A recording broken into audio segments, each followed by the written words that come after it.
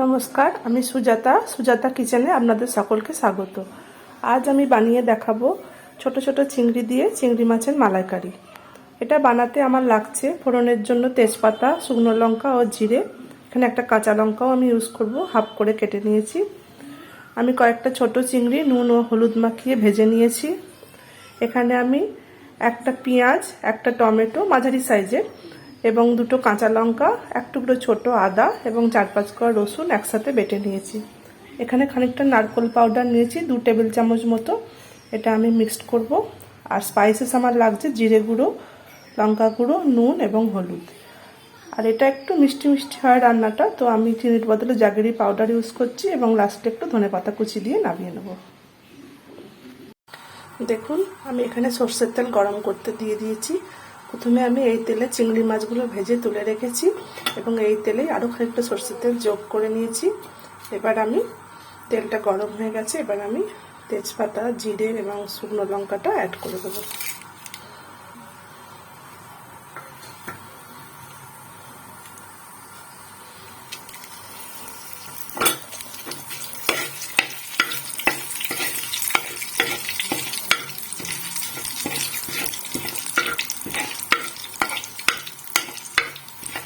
ফোড়নটা একটু ভাজা ভাজা হলে আমি এবার এই বাটা মশলাটা, টমেটো, পেঁয়াজ, আদা, রসুন এবং কাঁচা লঙ্কা একসাথে এখানে দিয়ে দিচ্ছি।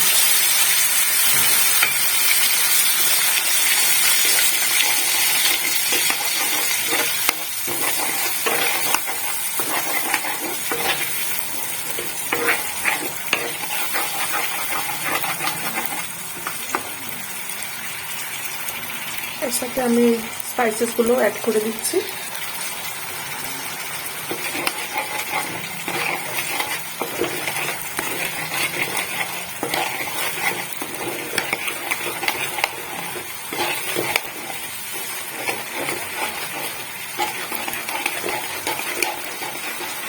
মশলাটা আমি খানিকক্ষণ কষিয়ে নেব। দেখুন, মশলাটা আমার কষে এসেছে, এখান থেকে তেল বেরোতে শুরু করে দিয়েছে। এবার আমি নারকেল পাউডারটা এখন অল্প অ্যাড করব এবং লাস্টে রান্নাটার শেষে একটু অ্যাড করব। এর সাথেই আমি চিংড়িগুলো দিয়ে দিচ্ছি এবং এটাকে নাড়িয়ে নেব।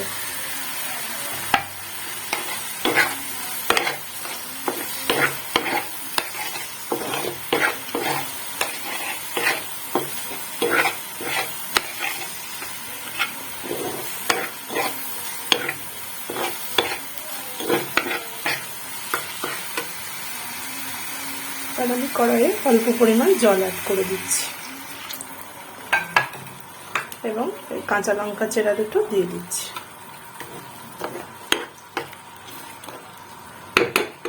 এটা ফুটে গেলে আমি গ্যাসটা কমিয়ে ঢাকা দিয়ে দেবো।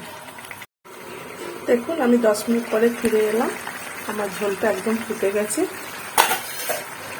মালাইকারি রেডি হয়ে গেছে। আপনারা চাইলে একটু ঝোলটা শুকিয়ে নিতে পারেন, কিন্তু আমার বাড়িতে ভাত দিয়ে এটা খাওয়া হবে বলে আমি একটু ঝোল ঝুলিয়ে এটা নামাবো। লাস্টে একটু নারকেল গুঁড়ো অ্যাড করে দিচ্ছি